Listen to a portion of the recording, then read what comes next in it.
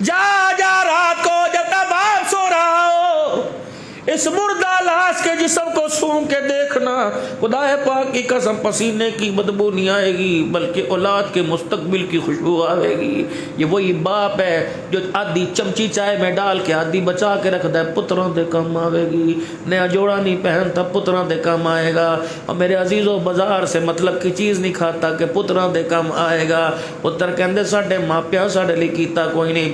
اور میرے ویرا، سکلیل کی شادی خانہ آبادی کے موقع پر فقیر عرض کر کے جائے گا، خبردار زندگی کے جو فیصلے تمہاری مرضی میں آئے کر لینا، لیکن شادی والا فیصلہ ماں باپ کی مرضی کے بغیر نہ کرنا۔ کینسر جیسے مرض کو برداشت کرتے ہیں جب بیٹا اپنی مرضی چلا کے گھر آباد کرتا ہے، ماں باپ سے مرض برداشت نہیں ہوتا۔ ابا فالج میں چلا جاتا ہے، ماں کومے کے اندر چلی جاتی ہے۔ اور خبردار ان کی طرف انگلی بھی کبھی نہ اٹھانا۔ اف کہنا تو دور کی بات ہے، چیخنا تو دور کی بات ہے، چلانا تو دور کی بات ہے، ان کی طرف یوں کر کے انگلی نہ اٹھانا۔ خدا پاک کی قسم، ماں باپ پر تیری انگلی اٹھ گئی تو روزے والا بھی ناراض ہو جائے گا، عرش والا بھی ناراض ہو جائے گا۔ ماں دکھیاری زمین پر کہتی ہے خیر ہوئے، آسمان کے سارے فرشتے کہتے ہیں خیر ہوئے، اللہ فرماتے ہیں پھر میں بھی کہہ رہا ہوں خیر ہوئے۔ باپ یوں کر کے ہاتھ اٹھا لے، اللہ فرماتے ہیں فرشتوں جی جی کیا مانگنے لگا، مجھے پتہ ہے کیا مانگے گا، مجھے پتہ ہے کیا مانگے گا۔ فرشتوں اس کو دے دو دے دو دے دو، اس کو لب نہ ہلانا، مجھے رو کے نہ دکھانا، ظالم کا ظلم برداشت کرتا ہوں، باپ مجھے رو کے دکھائے میری رحمت سے برداشت نہیں ہوتا ہے۔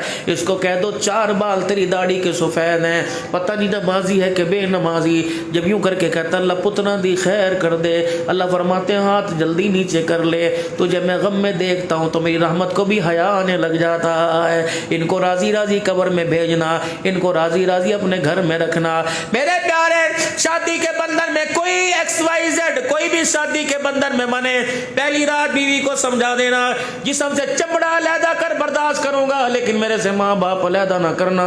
یوں سمجھ تیری شادی ایک سے نہیں ہوئی، گھر کے 3 افراد سے ہوئی ہے۔ ابا اللہ اکبر، نکاح تو نہیں ہو سکتا لیکن اللہ اکبر آج کی بات میرے باپ کی خوشیوں کی وارث تو ہے، میری ماں کی خوشیوں کی وارث تو ہے۔ انہیں دکھ دے گی تو اپنے شوہر کو دکھ دے گی، اگر یہ دکھی اپنے کمرے میں سوئیں گے تو مجھے تیرے ساتھ بستر پہ لیٹنے پہ آرام نہیں آئے گا، مجھے گرم دے نہ دے لیکن ان کا تو خیال کرنا۔ اگر یہ راضی ہوگے تو کاروبار میں میرے برکتیں آئیں گی، اگر یہ راضی ہوگے تو صحت سلامتی میرے دروازے پر آئے گی، وگرنہ یہ ناراض ہوگے تو میری اولاد سے اللہ میرے منہ پر چپیڑے مروائے گا۔ یہ تربیت تھی جو گھر کے اندر دینی چاہیے تھی۔ اللہ اکبر۔ قاضی شریح رحمت اللہ علیہ کی شادی ہوئی، سنیے بھائی، پہلی رات، اب تو دوسرے دن کہتے ہیں سچ کرنا پڑے ورنہ طلاق ہے۔ مولوی صاحب میں کیا کروں، اس کی ماں کے ایسی ایسی پٹیاں پڑھا کے جاتی ہے، جس دن اس کی ماں آ جائے میرے گھر میں لڑائی ضرور ہوتی ہے۔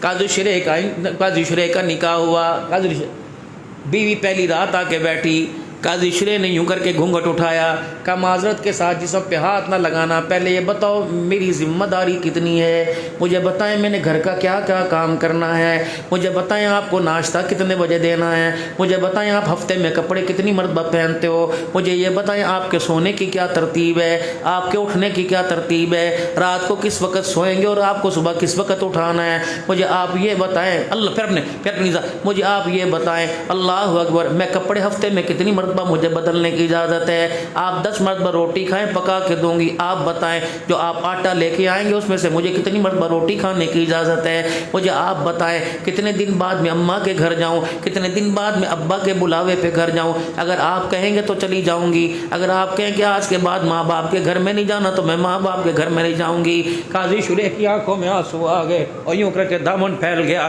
کہ بھلا ہوئی بھلا ہوئی بھلا ہو کس کا تجھے دودھ پلانے والی تیری ماں کا، بھلا ہو کس کا تربیت کے اللہ اکبر موتی تیرے آنچل میں پرونے والے تیرے باپ کا۔ اللہ اکبر، تو نے سب باتیں کہہ دی۔ اللہ اکبر، اب اپنی ماں کو پیغام دے دے، اپنے باپ کو پیغام دے دے، آج کے بعد اس گھر کو اپنا گھر سمجھنا، قاضی تمہیں نہیں روکے گا، یہ بتا ماں کو کب بھر بلانا ہے، میں لینے جاؤں گا کہ ماں کو میں چھوڑ کے آؤں گا۔ جب گھروں کے اندر ایسی تربیت ہوتی تھی تو خدا کی قسم گھر کے اندر بچہ ولی پیدا ہوتا تھا، اگر ایسی تربیت ہوتی تھی۔ شاہ جی اللہ بھلا کرے آپ کا، اللہ اکبر۔ ہم نے تو اپنے پرانے وقتوں میں دیکھا، اور ہماری بھی 55 سال ہو گئی جب تھے 12 13 14 سال کے، اللہ اکبر، میری ماں کے میکے سے ماما آیا کرتا تھا، ہم اسٹیشن سے بیگ سر پہ اٹھا کے پیدل اس کا لے کے آیا کرتے تھے، جب اس کے جانے کی تیاری ہوا کرتی تھی تو اس کا بیگ چھپا دیا کرتے تھے، پھپھیوں کے کپڑے برقے چھپا دیا کرتے تھے، پھپھی رہ جا پھپھی رہ جا۔ اب تو میرے عزیزو اللہ اکبر، پھپھی گھر آوے امی گھر کوئی نہیں رہتی، کہتی لے پہنانو سوال میں پھر آواں گی، اس طرح گھر بنتے ہیں۔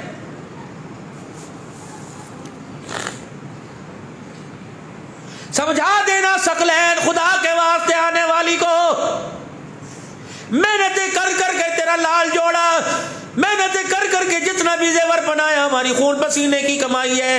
تجھے پتہ ہے میرے گھر کے بسانے میں میری ماں کی کتنی مرتبہ راتوں کے اندھیرے میں دن کے اجالے میں ہاتھ اٹھے، گھر کو جنت بنانے کے لیے آنا، گھر کو جہنم بنانے کے لیے آنا۔